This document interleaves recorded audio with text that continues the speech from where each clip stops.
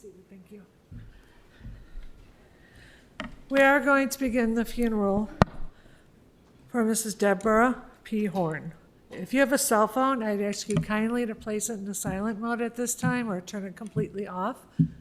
I'd also like to welcome everybody via live stream. On behalf of the family, thank you.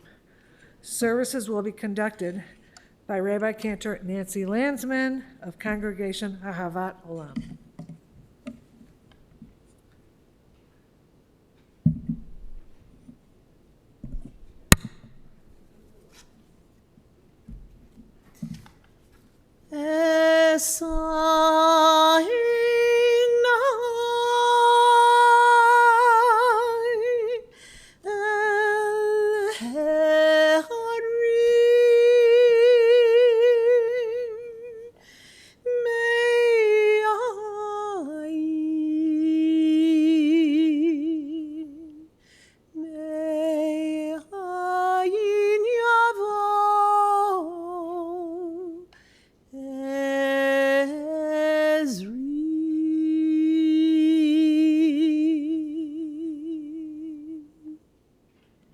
Psalm 121.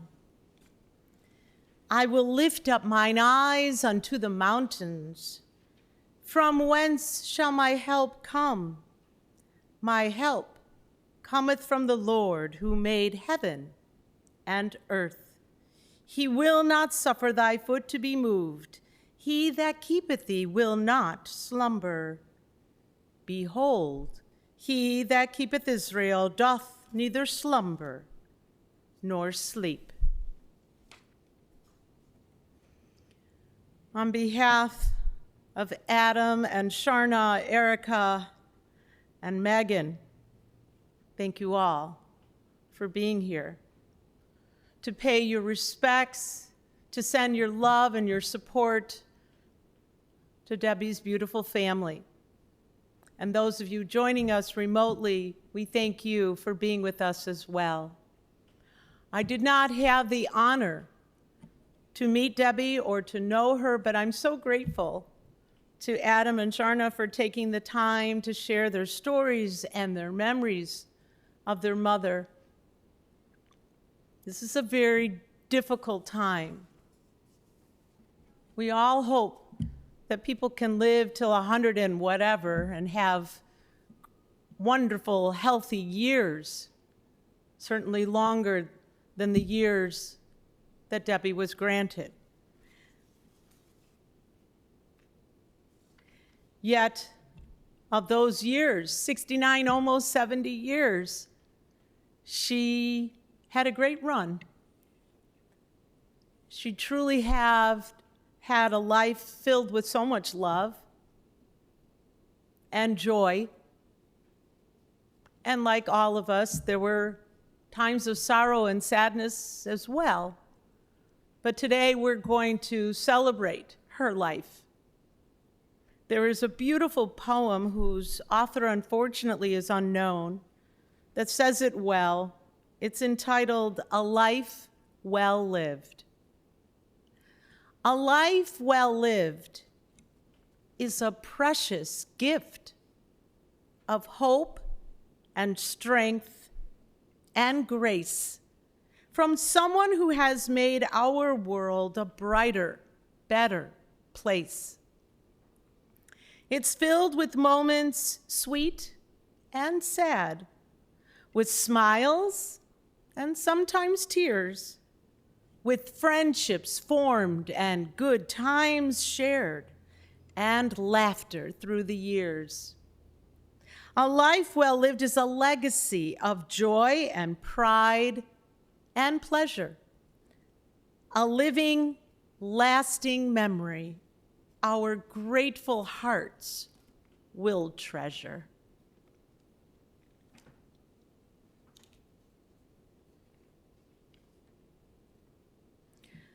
As you all probably know, Debbi loved music. The author of the following is unknown. In the world of music, there is one symphony which is quite different from all the rest. The conventional symphony has 3, 4, or perhaps 5 movements, but there is a symphony that has only 1 movement. The reason is that the composer, Franz Schubert, never finished it. Schubert wrote the first movement, put it away in his drawer, and before he could finish it, he died. Hence its name, the Unfinished Symphony. Though Franz Schubert did not have the privilege of finishing his symphony, the entire world is the richer in that it possesses this wonderful piece of music. For despite the fact that it breaks off before it is complete, it is nonetheless a masterpiece. An unfinished life is, in many ways, like an unfinished symphony. There is a feeling of deep regret that we are not privileged to have seen that life lived to the fullest. At the same time, we feel that it is far better to have had the few years granted to us than to have nothing at all. The passing of Debbi Horn leaves us sad at the thought of the unfinished years, but grateful for the wonderful memories of a life that was nonetheless a masterpiece.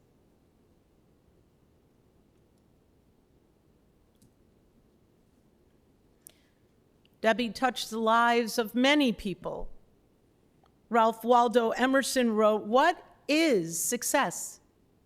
To laugh often and much, to win the respect of intelligent people and the affection of children, to earn the appreciation of honest critics and endure the betrayal of false friends, to appreciate beauty, to find the best in others, to leave the world a bit better, whether by a healthy child, a garden patch, or a redeemed social condition.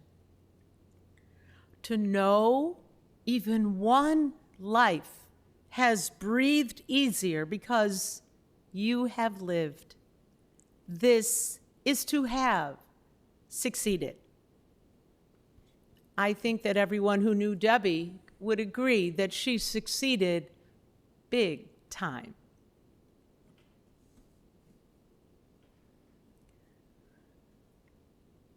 At times such as this, we look for comfort. And we often find that when we turn to the book of Psalms. In your service folders, and if you did not pick one up on your way into the chapel, there are extras outside. We'd like you to follow along at the prayers and read along. In this particular case, I find that the 23rd Psalm is a psalm that gives comfort to most of us, regardless of our faith or tradition. So I'd like to invite all of you here and those of you joining us remotely to join with me in reciting the 23rd Psalm. The Lord is my shepherd, I shall not want. He maketh me to lie down in green pastures. He leadeth me beside the still waters. He restoreth my soul. He leadeth me in the paths of righteousness for his name's sake. Yea, though I walk through the valley of the shadow of death, I will fear no evil, for thou art with me.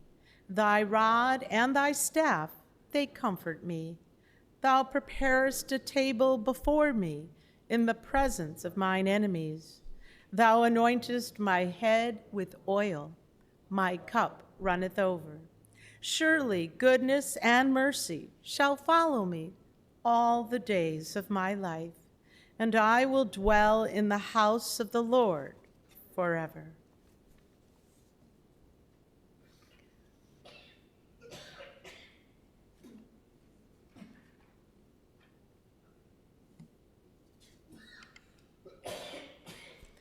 Debbi was blessed with a beautiful family who loved her so very much. An unknown author wrote, "One of the greatest gifts that life can give to anyone is the very special love that families share. As years go by, it's good to know that there will always be certain people in our lives who care. For there are countless things that only families have in common, and memories that no one else can make. And these precious ties that bind a family together are bonds that time and distance cannot break. How fortunate we are when we have relatives to love us. It makes the world a happy place to be. Few gifts in life will last as long or touch the heart as deeply as the very special gift of family."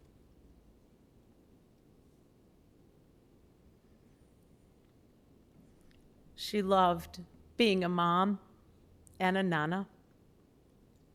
Michael Adensanya wrote, "There are times when only a mother's love can understand our tears, can soothe our disappointments, and calm all our fears. There are times when only a mother's love can share the joy we feel, when something we've dreamed about quite suddenly is real. There are times when only a mother's faith can help on life's way and inspire in us the confidence we need from day to day. For a mother's heart and a mother's faith and a mother's steadfast love were fashioned by the angels and sent from God above." It is my honor to call upon Adam, who would like to offer a few words about his mom.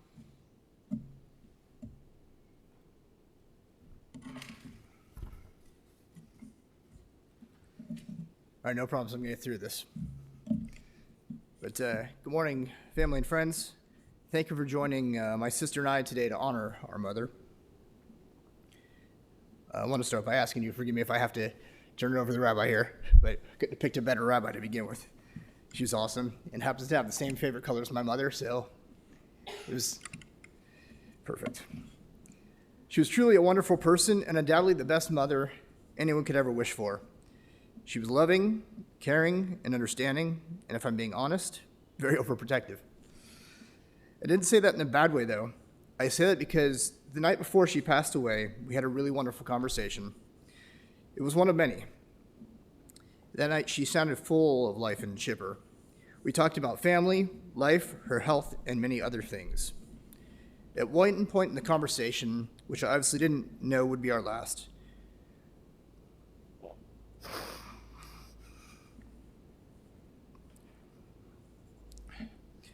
told her how much I truly loved her and was grateful for having her as my mother.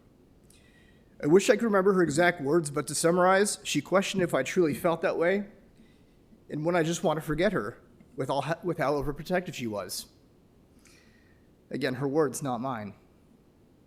The answer was an emphatic yes, that is how I feel about you, and no, I never want to forget you.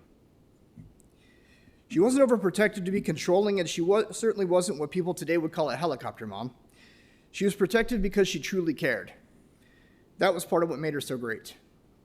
She was always there for us, and she always cared for everyone, not just my sister and I, but her friends and family. I continued that conversation with her to share what else I thought made her great. I reiterated to her that she was a lot of fun. We had many wonderful vacations and excursions together.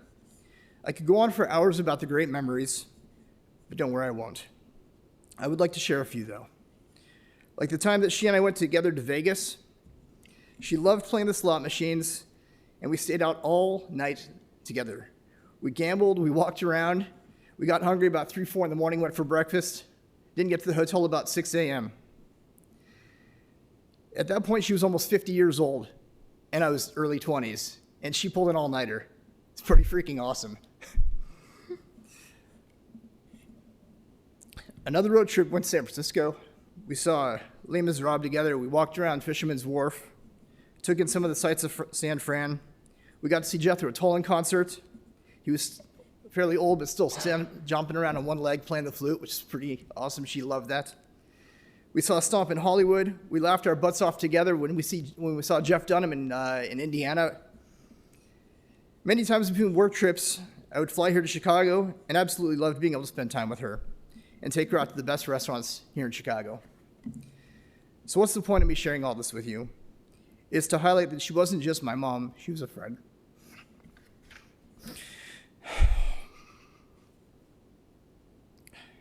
An irreplaceable friend.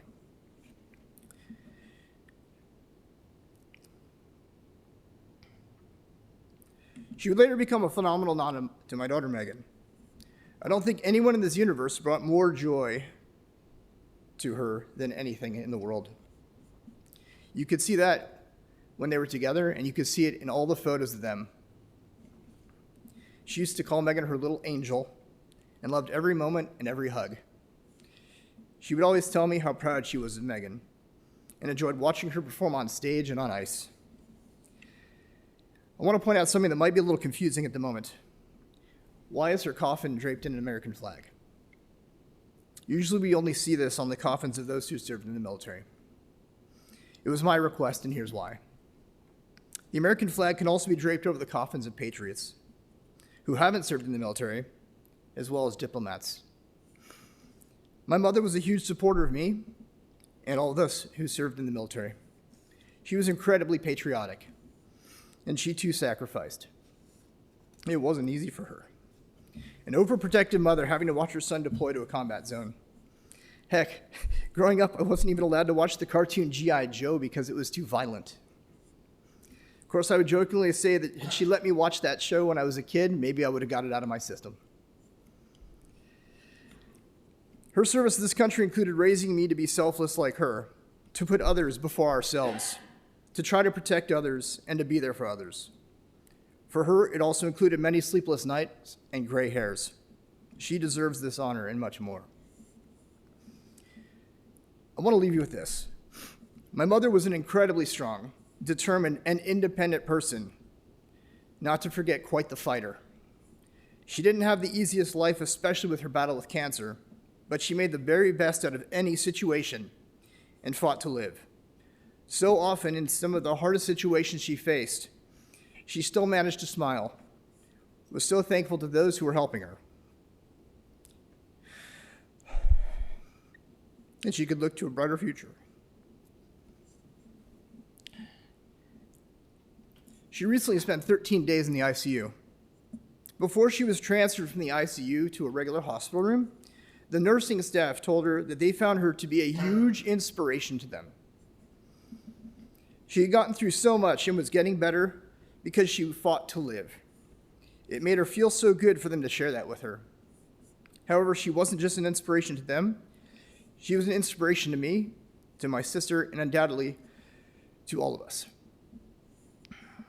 She said that God will take her when he is ready. Unfortunately for us who are still here, it was too soon. But we will never forget her strength, her love, and she will continue to inspire us through our memories of her.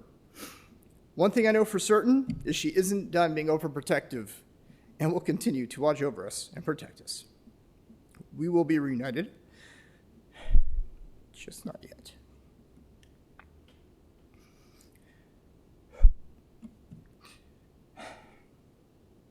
Thank you, Mom, for being you. We love you. We miss you. And promise we'll never forget you.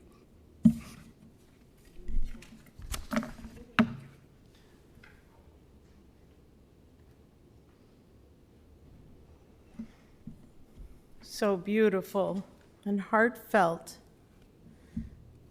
as are these words I'm about to read to you on behalf of Sharna, who's asked me to be her mouthpiece, as often we rabbis have the honor to be. Today we lay our dear mother to rest. I believe, looking back on my mother's life, her calling was to be a mother. She set the bar so high that most mothers could not compare due to the overwhelming love and engagement in our lives since we were young. If she were here today, she would say that spending time with her family and friends was what was most important to her. She was not materialistic. Before going out on her journeys, she would ensure her bangs were perfectly straight and put on makeup prior to leaving her condo. But let's not forget her vanilla lotion and perfumes. I see some nodding heads. She loved to make herself pretty and would say she wasn't without makeup, but she was the prettiest woman I have ever known. She loved to create memories and chronicled her journey with the endless pictures she left us. For her, just hanging out, going to restaurants, seeing movies, visiting us, or doing whatever it was, she always made sure to be a present mother in our endeavors. My mom was that band mom, a Navy mom of a fighter pilot, a soccer mom, and proud parent of a daughter who was fearless in sports, an advocate of our educational pursuits to better ourselves, and would tell those she would meet about us with such pride. I believe I got my heart from this soft-spoken, shy woman who liked to say, "I am a woman, hear me roar." She would tell me that there is nothing I can't do. My mom was always our biggest cheerleader. She is known to those who know her for many things: her love for her friends and family, her fashion as if it was glitzy, purple, pink, or zebra. She would most likely love it. She took pride in who she was as a person and where she came from. Life lessons she taught us based upon her upbringing with parents of the Great Depression. My mother was a teacher in so many ways. She would proudly say she was from the West Side. When she moved to California, she had my brother and then myself on her birthday a few years later. Being born on my mother's birthday created an extra special bond. A fun fact she told me on many occasions was that I was a Hawaii baby, and she just knew she was pregnant with me right away. My birthday has always been special because I shared it with her, even though she refused to have the focus on her. Even this year, she asked me if I was okay. This was about her, and I said, it should be. We have always had a psychic connection, and my abilities aligned with her was powerful. She asked me for a reading the night before she died, and her tarot cards read of immediate action with a new beginning for her and the presence of loved ones to greet her. A couple days before we talked, and I said, "You do know your parents are here with you, don't you?" Comforting my own mother meant the world to me. It was a warm handoff from the living to the spirit world with her parents and sister. I played Jefferson Airplane, White Rabbit, as they gave the last dose, which she took her final view of the world. I thought it was fitting for fun departure from this journey to her next chapter. We are here for a short period of time, and on the other side, we have an eternity, which comforts me that it's a see you later, not a goodbye. She will be there to greet us when it is our time, as she would say, when God says it's our time. I did get her to bend her conviction a little on tattoos. I said I was getting one anyway, so she might as well help me create it. The day before she died, I felt frustrated at something, and she used her finger to underline it. She would say, "Sharna, why would you do this to your body? Or this is against our religion." I am grateful to have a daily physical reminder of her and that she was a good sport in doing so after her diagnosis. I could go on and on about stories with my mother on her momisms, which I call her frequently said phrases, Yiddish or English. We learn from her life lessons that are priceless. The last time she laughed almost so hard one would pee was the day before she died. I believe I was caring for her. I did not realize what I had done, but boy, did she. My finger had gone in an unexpected place as I helped to lift her to adjust her position in the bed. She laughed so hard at my embarrassment, but I am happy she got to have a good laugh at my expense and the situation. I kept saying, "Mom, this is not funny." And she kept saying, "But it is." I immediately left the bed and washed my hands, and there was nothing but laughter. In the middle of what was a nightmare for her, she was able to find humor in life. I can laugh hysterically now. I was unsure what to write because nothing seems to capture her essence or her special personality. I say she was my everything, and that this seems like an impossible mound to overcome. Hours before she died, she told me, in quote, "Sharna, this is going to be very hard, but you can do it. It will get better, but it will be hard. Trust me, I have done it twice," unquote. I called to FaceTime her the night before she died, and I was talking to her. She then asked me to be included at the dinner table as Annie was talking to my dad. She had a lot of fun, and her light energy was back as if there was not a care in the world. I then went to walk Karma, and she asked where I was taking her. Karma found a big friend to play with, and my mom watched them for about 5 minutes, ending with her saying, "Karma is tired. She is going to sleep well." Then when I got home, she asked for a tarot reading. That FaceTime was like a million FaceTimes before this one, but the last one I will remember.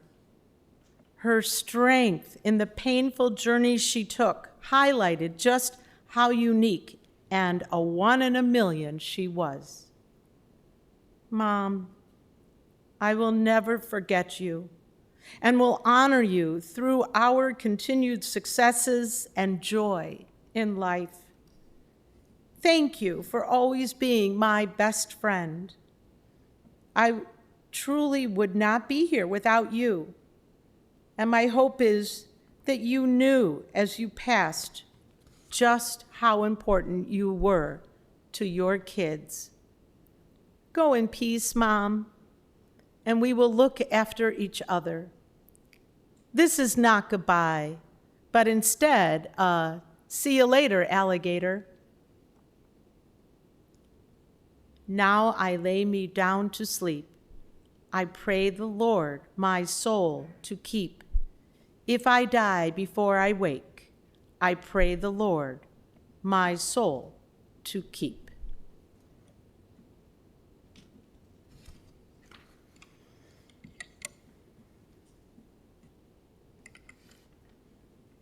Such beautiful, heartfelt words from Sharna, from Adam. I think we can all feel the love, so much love they had for their mother.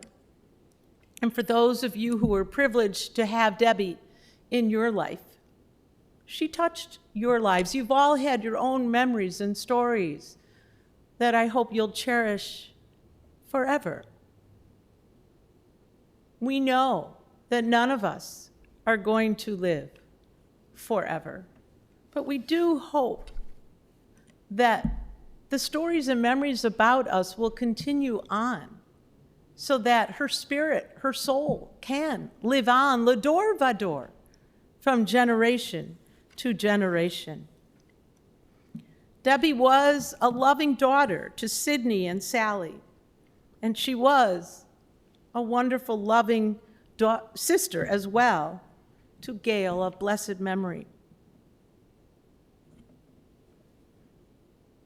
Being a nana to her favorite, only special, wonderful granddaughter, Megan, loved going to see all your plays, your shows, your ice skating, everything you did. Brought her so much joy shopping with her.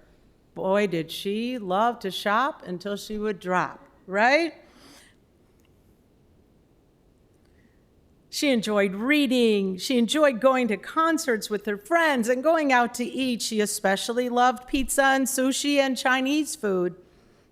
She loved to vacation and travel to Vegas, Hong Kong, Canada, where she has family, London, the Caribbean, Hawaii, so many places she got to go and enjoy. You'll always remember her glitzy sense of style and the wonderful eyes she had for great deals when she would go shopping. She loved jewelry, lots of jewelry. You said so much jewelry. She had hamsas, she had glitzy jewelry, lots of costume jewelry. She enjoyed cooking, and you remembered with great fondness her delicious tuna casserole and her matzah kugel and her lamb stew. And she made the best tuna fish sandwiches. And boy, did she like lox and bagels and salt. She was someone who truly was selfless. She never took anything from anyone. She just really wanted her children to be happy, to be healthy. She was so proud of them. She was a very strong woman, a wonderful role model. She was independent. She was stubborn. She was protective and patriotic, non-judgmental, and so filled with pride and love for her family. She was someone who truly had the kindest soul. Zecher Tzadik Livracha, the memory of the righteous is forever a blessing. And to that we say, Amen. David Harkins wrote, "You can shed tears that she is gone, or you can smile because she lived. You can close your eyes and pray that she will come back, or you can open your eyes and see all that she has left. Your heart can be empty because you can't see her, or you can be full of the love that you shared. You can turn your back on tomorrow and live yesterday, or you can be happy for tomorrow because of yesterday. You can remember her and only that she is gone, or you can cherish her memory and let it live on. You can cry and close your mind, be empty, and turn your back. Or you could do what she would want. Smile. Open your eyes. Love and go on."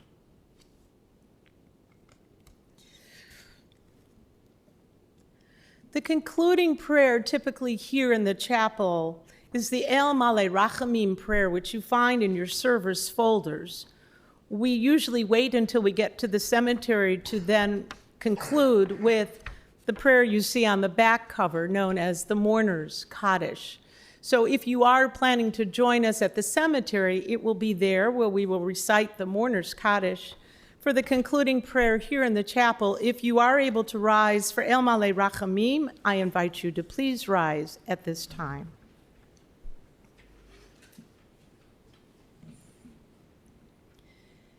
El Male Rachamim Shochein Bamromim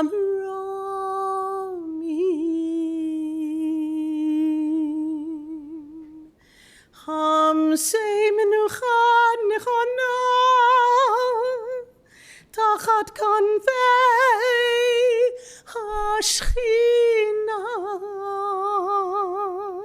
Im Gedoshim Utehorim Kizar Harekia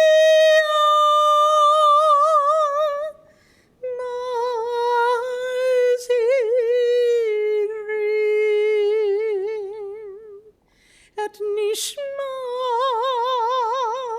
Pesadora bat Shlomo Shalecha leolama Bal harachamim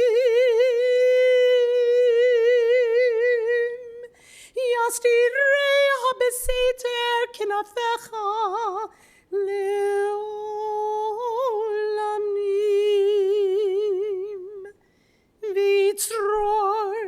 Bitzror hachayim et nishmata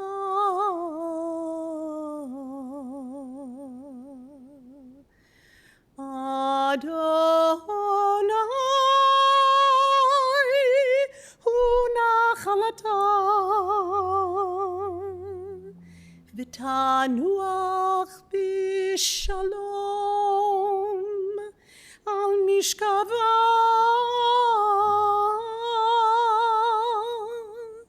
v'nomar Amen.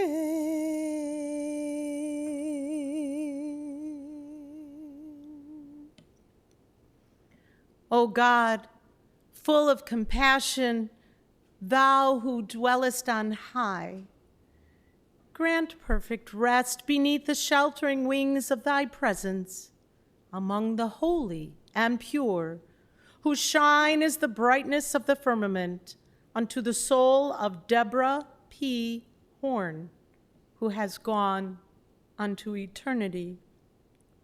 Lord of mercy, bring her under the cover of thy wings, and let her soul be bound up in the bond of eternal life.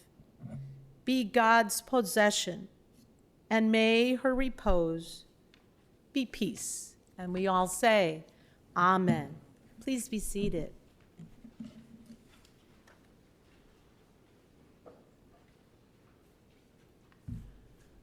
This does conclude the service here at the chapel. Interment will take place at Menorah Gardens. That's in Broadview, Illinois. Following the interment at Menorah Gardens, the family would like to invite everyone back to her favorite pizza place, which is Lou Malnati's Pizzeria, 6649 Lincoln Avenue in Lincolnwood. That'll be immediately following the burial. That information is on the folders. If you didn't receive a folder when you enter the chapel, please get one when you leave. If you are going in procession, please keep in mind a few safety features. Keep your bright headlights on at all times. Put your emergency blinkers on. Attach the orange funeral sticker to the passenger portion of your front windshield. And we'll also attach a flag to the roof of your car. And please stay as close as safety permits to the car in front of you. We will be probably getting on 294, so just to be aware, they'll do Dempster to 294 to get to the cemetery. The following people have been selected to serve as pallbearers. When I call your name, please come forward. Adam Horn, Sharna Horn, Megan Horn, Jack Horn, Chris Eskridge, and Dave Rosenberg. At this time, I would ask that everyone please rise as the family, the rabbi, and Deborah are escorted from the chapel.